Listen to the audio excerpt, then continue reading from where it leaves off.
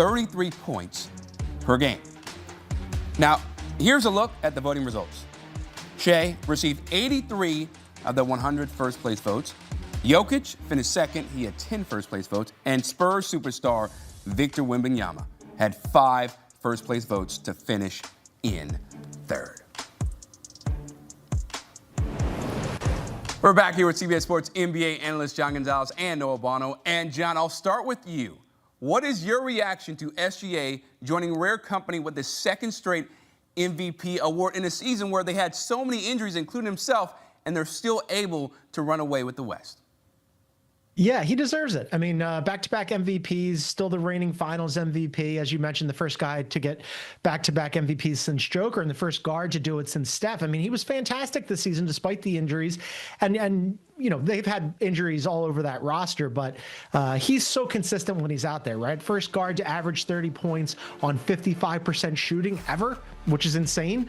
Scored at least 20 points in every game. The only Will Chamberlain and Elgin Baylor have ever done that, so that's good company. And then for the nerds among us, first in clutch points, first in plus minus, first in one of my favorite advanced stats, estimated plus minus. I mean, the guy's just super consistent. And then closing games, right? I mean, who would you rather go to than SGA? And it's ridiculous. I'm sure the rest of the league feels that way, that he plays for a team as deep and as talented as the Oklahoma City Thunder. I mean, sometimes I was thinking about this as sort of a thought experiment. If you took him off of the Thunder, where do they finish in the West? And they're probably still a top 3 seed. But he really just supercharges that team because when they need a bucket, they can go to him. He can get to the line whenever he wants. I know that it aggravates some people. I think some people call it foul baiting. I think it's a skill getting to the line and then being automatic once you get there. So a deserving back-to-back MVP for sure, I think. I agree with John. I think that this kind of shouldn't have been talked about as close. I know the MVP conversation is always, fascinating to people. Oh, could Jokic catch SGA? He's statistically having his best season ever. Last year, Jokic had his best statistical season ever, and he continues to one-up himself. But Shai Gilgeous-Alexander being on the deepest team in the league, like John mentioned, is such a big deal because he does supercharge them. I really like how he put it there. But I'm going to go the historical angle here really quick because this is the 70th year that the NBA Most Valuable Player Award has been awarded. And in those 70 years, only 37 players have won the award, and only 16 of them have won 2 or more. Okay, so when you take the 16 guys that have won 2 or more, 14 of those 16 have won back-to-back. SGA joins that list. But the list that SGA, you shrink down, joins even more of is you start with Tim Duncan, Steve Nash, Stephen Curry, and Giannis Antetokounmpo. Those are the other 4 guys that have won back-to-back MVPs, but never won another MVP. So I'm curious for SGA moving forward. Will he win another one, right? Obviously, him being on such a loaded Oklahoma City Thunder team and him only being 27 years old is going to play in his favor to probably win another one. But when we see a guy like Steph Curry only win 2 and never win another one, same thing with a Duncan and then even a Giannis, these MVPs come in bunches for these star players. So, it's another type of thought process that we can do here exercise-wise in the brain of like, hey, is he going to get another one? Because once you get a couple, all of a sudden there's some voter fatigue that gets involved. Like a lot of people thought Jokic would win his 4th last year, but SGA in the minds of voters, it was like, now it's his turn. We're going to vote for SGA. And you get that voter fatigue. So sometimes it comes into play. We've seen it come into play with LeBron James, but I really like, where he sits on this list where those other 4 future Hall of Famers, some already Hall of Famers, and Duncan, Nash, Curry, and Giannis that went back-to-back but never won another one. I'm curious if he'll be able to win a 3rd. All right, so looking ahead, Noah, he's going to earn his 4th first-team All-NBA honor later this season. So where does this put him in the all-time conversation, or does he have more to accomplish before we get there? Yeah, I don't like jumping the gun with young guys like this. I know he's 27. He got over the mountaintop. He won the title. He won Finals MVP. He's a 2-time league MVP. You can start throwing him into the conversation of where does he belong.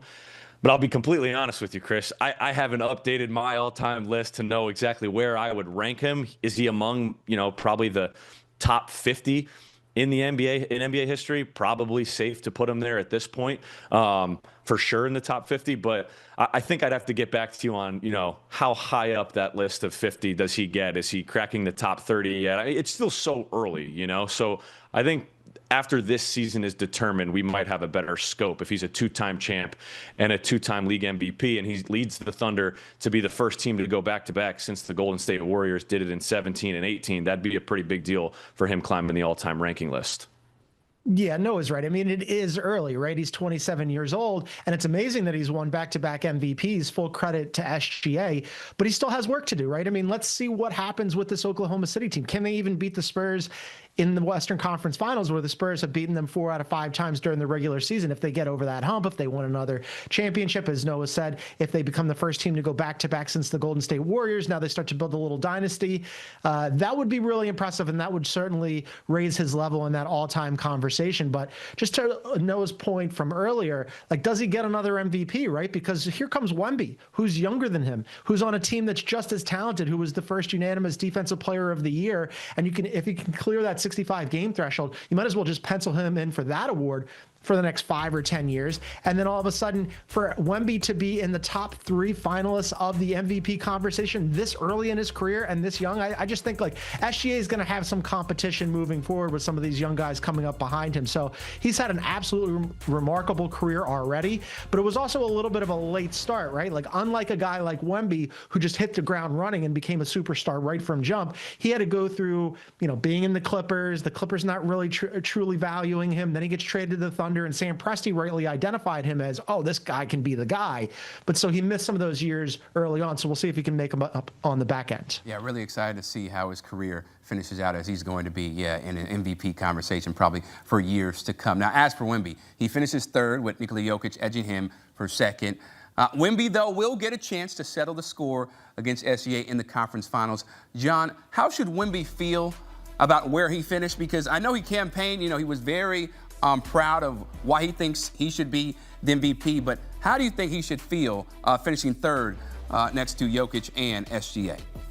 I think he should feel good about it. I mean, again, he's, for any other normal player, not named Victor Wembanyama, way ahead of the curve to finish that high up in the MVP voting, to finish as the 3rd best player in the NBA at that young age, and then already have your team having not gone to the playoffs in forever in a Western Conference Finals. He should feel great. My suspicion is he'll try to make it like, okay, I have a little chip on my shoulder, that the voters did him dirty. But yes, he should feel very good about this. But it might be added motivation for him, right? And he's been pretty open, as you mentioned, Chris, about campaigning for these kinds of things, about just telling the media exactly what he thinks about his place in the NBA and where he should finish in these awards. So I suspect as we go forward in his career over the next, who knows, might be next year or a couple years, he's going to have an MVP on his mantle to go next to, I would suspect, quite a few Defensive Player of the Year awards. But yeah, I can't wait to hear what he has to say about this.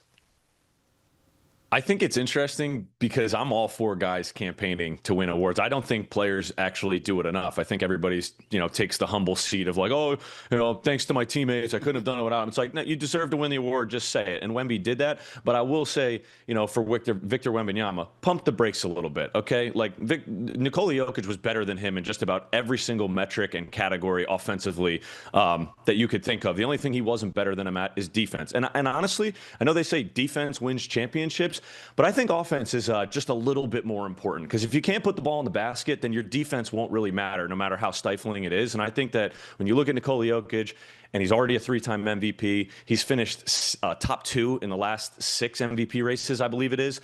Like, I think, Wemby has nothing to be disappointed about, given where he finished top 3 ahead of Luka, the league leading scorer.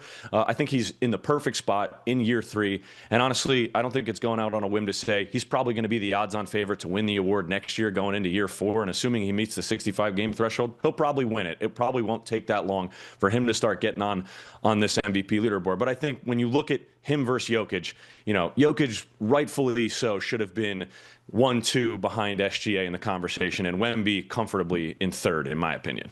I don't know. You got to play both sides of the ball, Noah.